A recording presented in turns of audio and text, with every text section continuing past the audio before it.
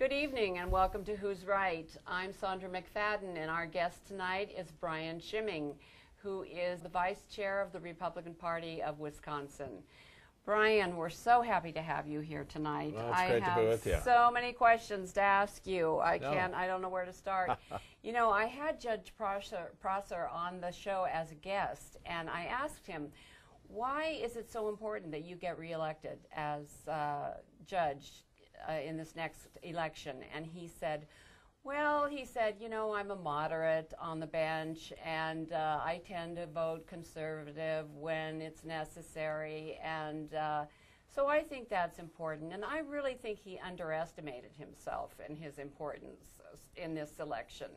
What do you think? How important is it that he gets reelected, and what are the consequences if he doesn't? Well, he is a modest guy, Justice Prosser. I used to be his chief of staff when he was Speaker of the Assembly, and we've known each other for over 20 years. Oh my gosh! So he's a modest guy, but Senator, there's really a couple of issues at hand.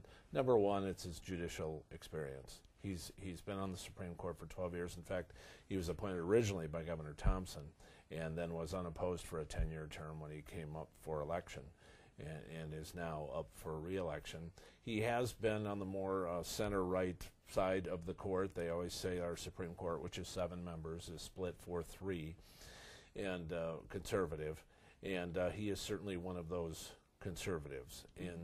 But so it's his experience not only on the court but as an 18-year member of the State Assembly, including 2 as Speaker of the Assembly when he led the Republicans to the majority for the first time in 25 years. His experience at the Department of Justice in Washington as well. He worked as a congressional staffer. He was on the Tax Appeals Commission. He is respected statewide in the judiciary. So he brings a lot of experience, but importantly in this race, I think, Sandra, is that he is part of that conservative majority on the court. And in fact, we had a liberal court for a long time. The Chief Justice, Shirley Abramson, is a very liberal member of the court. But David Prosser brings a great mix of having had a moderate to conservative background, lots of judicial experience and law experience as a lawmaker. He's very well-rounded.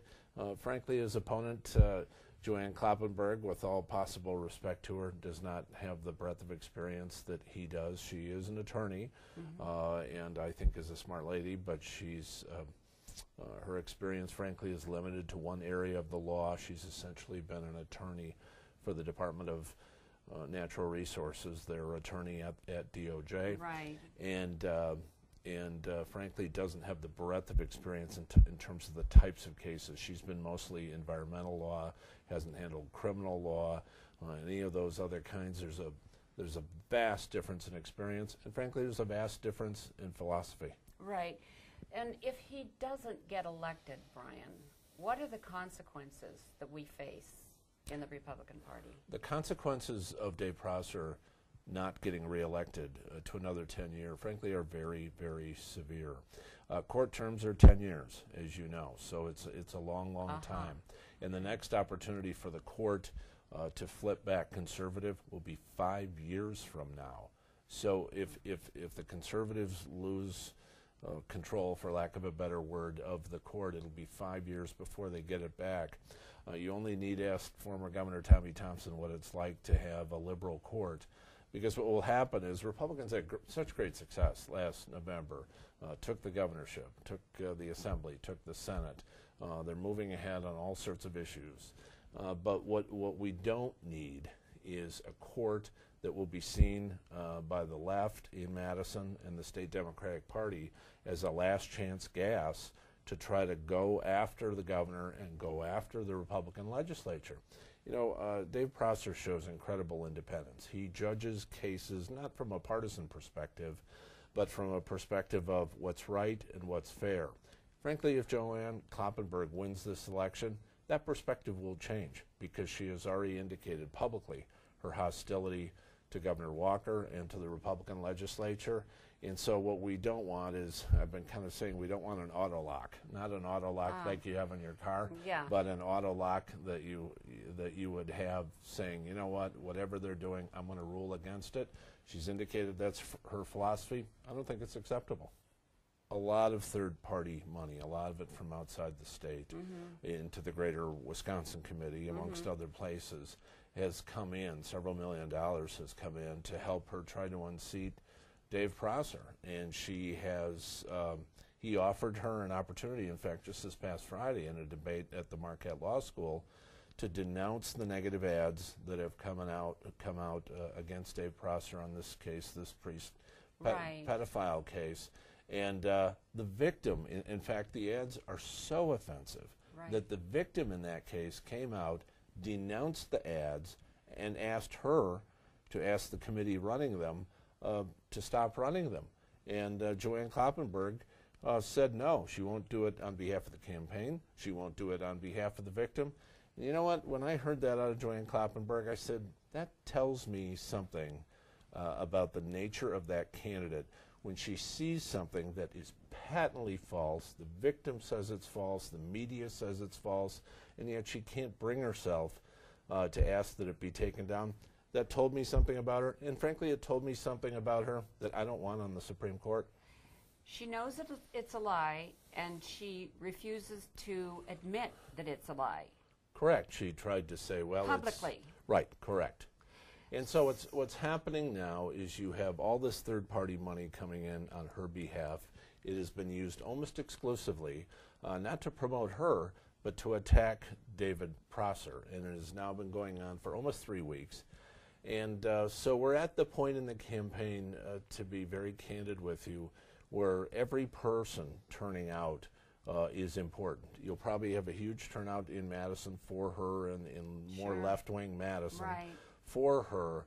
So the campaign will be decided by the other 70-some counties in this state, and it is critical that we get every person we can out to the polls on Tuesday, or else the liberals in downtown Madison will have bought themselves a new justice. Wow.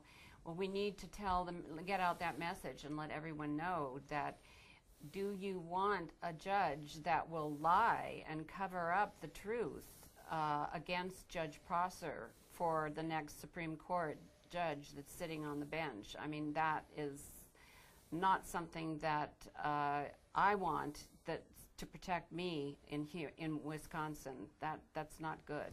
Yeah, we need people. You know, I've said there's liberals that I've known have run for the high court before that I thought were qualified, and while I thought philosophically I didn't agree with them, they were suited to be on the court, even though I didn't like them personally. Joanne Kloppenberg is not. When she can't bring herself to say, you know, this is wrong, I know it's wrong, I have a victim pleading with me to stop this ad. It really, I don't know her personally, but she told me a lot about the way she thinks when she refused to step up there. Exactly, right. What is the effect that this is going to have if Judge Prosser should lose? What effect does this have on Governor Walker? Well, I think the effect that it has is not so much that he would have a guaranteed majority on the court. He knows that the court is an independent body, or ought to be. I think the practical effect on Governor Walker is instead of having a court that will look at issues fairly, he'll have a court that will be openly hostile to him, no matter what the issue is. Joanne Kloppenberg is to the left of Shirley Abramson on the court. She actually supported a Green Party candidate over a Democrat candidate in her assembly race last fall because the Democrat candidate wasn't liberal enough. So that's gives you a sense, and I think that's scary for the administration, because she has just decided that nobody's liberal enough for her, and I think that's a bad signal. Okay, well, you have been a wealth of information, and we appreciate it, and we're going to get it out to every citizen in Wisconsin as soon as we can. Thank you, Brian, for being here. I appreciate the invitation. Thank you so much. And thank you. And once again, Who's Right? It's a show where you get to decide. So don't forget to go to the website, who'sright.org, and let us know how you feel about this. Send us your comments. and we'll see you again. Good evening.